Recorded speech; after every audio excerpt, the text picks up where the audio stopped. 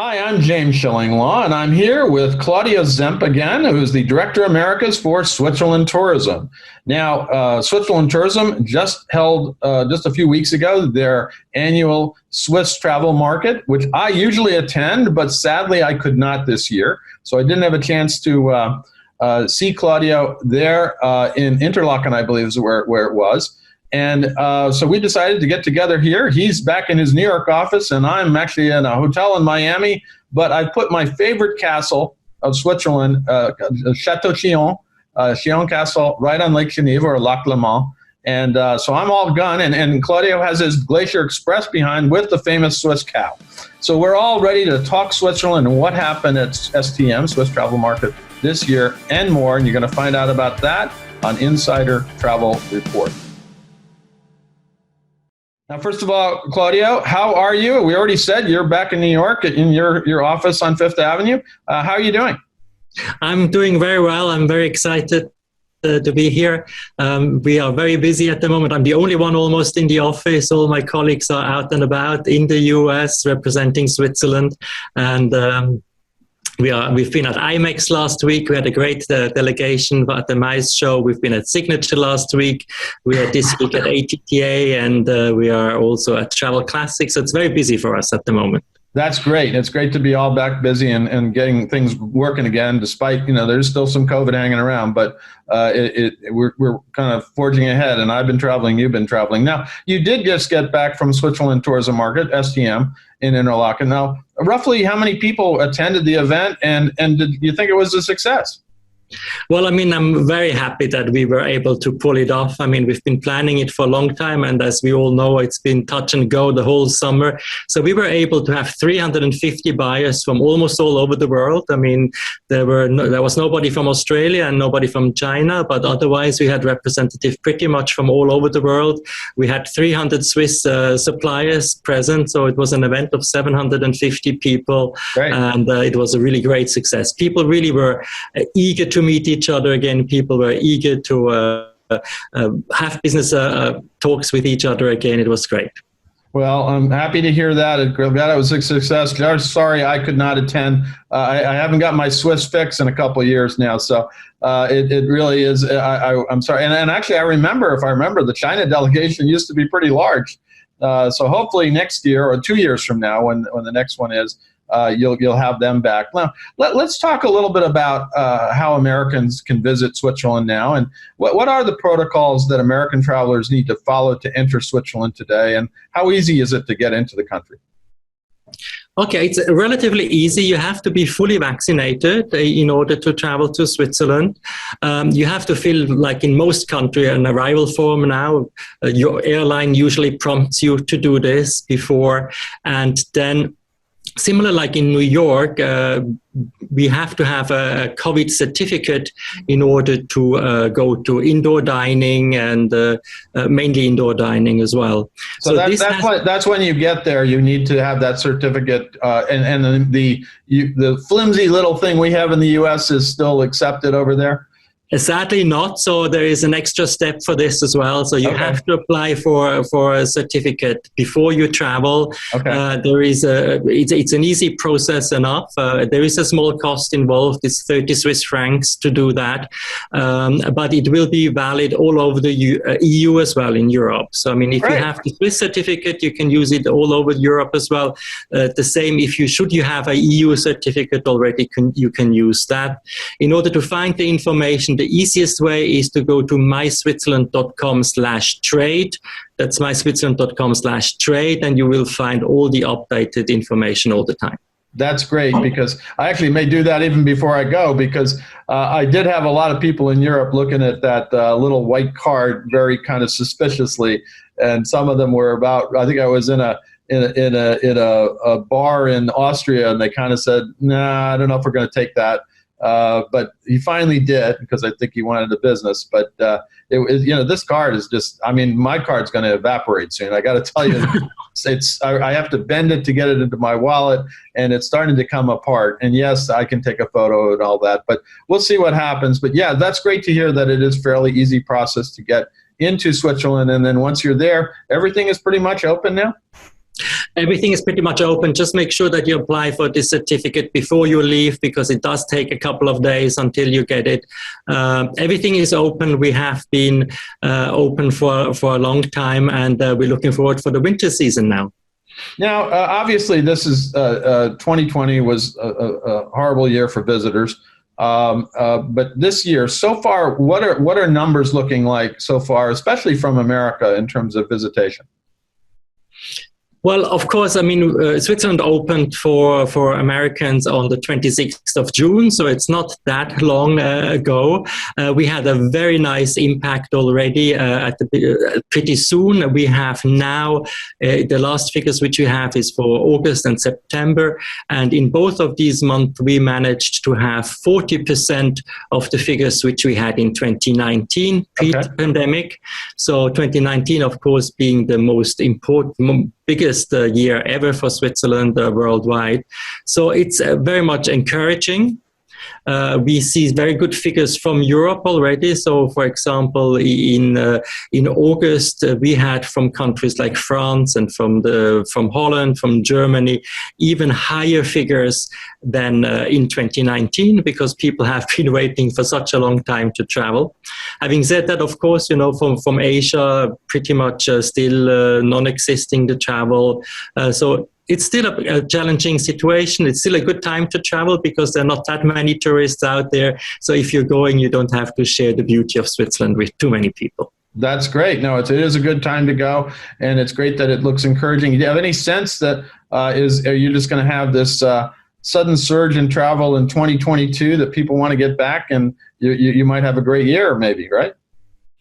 Well, I mean, the feedback which we have from our partners within the travel industry here in the US is that, their books are pretty full for next year already. A lot of people have booked in advance. So we are very much hoping for a great year. And then, of course, also the 2020 Passion Plays in Oberammergau are now in 2022, which is really only every 10 years an experience. And usually we have a lot of people who combine a visit to Oberammergau with a pre or post tour in Switzerland.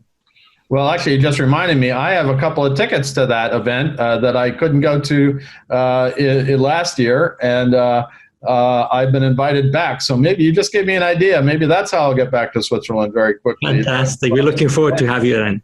Yeah, I have to talk to my friend over at the German National Tourist Office and say, are those tickets still good? I think they are.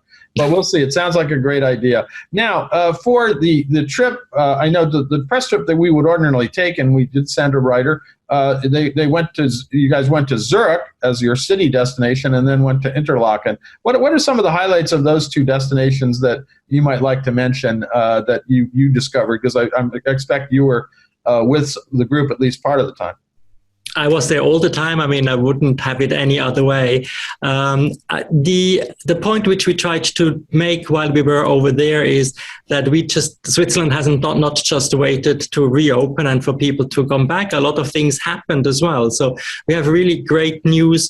In Zurich, we've opened the Lindt Chocolate Museum, which is a great attraction for visitors, where you can see the history of chocolate in Switzerland. Of course, the best chocolate in the world comes from Switzerland.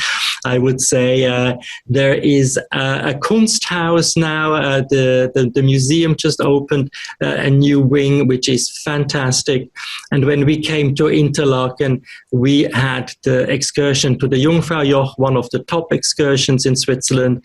There is now a faster gondola going up to the mountain. It cuts 40 minutes off your journey up on top of the mountain, and really a great new infrastructure for people who visit Switzerland was built while we were closed for the international travelers. No, and I know I was lucky enough to meet some of the folks from the Jungfrau Railway, which is now just not a railway, it is that cable car too, and it sounded amazing. So I'm sorry I missed that, but it is a great trip. I've done that trip before. Actually, it was as a post trip from another STM.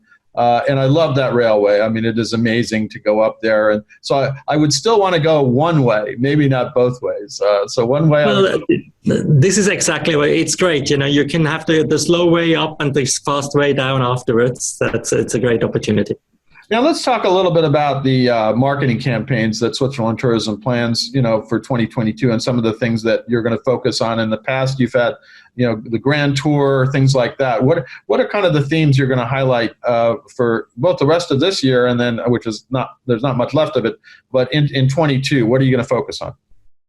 So yes, for next year, we are actually revisiting the Grand Tour of Switzerland, the self-drive. Obviously, during the pandemics, a lot of people had their first trip was a self-drive, exploring here in the US, and we would like to also take a little bit of that business for Switzerland. We have a collaboration with AAA, where we're going to promote new products to the US market. For self-drive in Switzerland. We have a great collaboration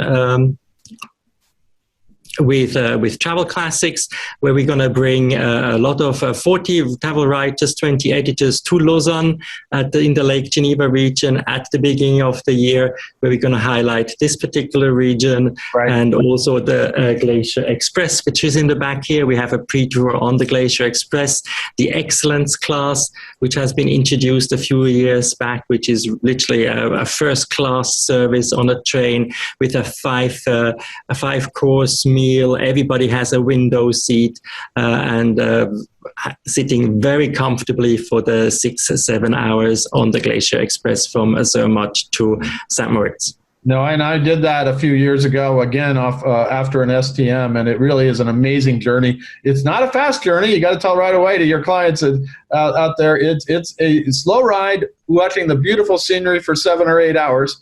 And it was amazing. And I can't imagine, you getting a better class, because it was pretty good food and everything else, even the existing service that you have. So this sounds something very special. So hopefully that's going to be a great product for you. Well, it's not for nothing that they call it the slowest express train in the world. Well, for me, I did it St. Moritz to Zermatt, and just arriving and looking up and seeing sort of the shadow of the mountain, because you are getting there a little late in the day, but it's still lovely when you can see it, and you end your journey looking at the Matterhorn. So it is such a wonderful thing to do. Now, I mean, you also had you're going to have the Grand Tour driving. I remember for a little while you had the Grand Tour rail, which is actually another great idea. And I don't know if you're going to repeat that someday. Hopefully you will. Well, yes. I mean, speaking of rail tickets, we're going to have a new rail pass. I mean, we have the Swiss Travel Pass, which obviously is a very famous product here in the US as well. Lots of people are using it, but we're introducing now also a 6-day pass. Before it was only a 4, 8, and 14-day pass. We now have also a 6-day pass, which is introduced on the 1st of January. And in general, the prices will be coming down quite dramatically. We're going to reduce our pricing on the Swiss Travel System product portfolio by approximately 20% for next year, also to increase the demand and stimulate the demand.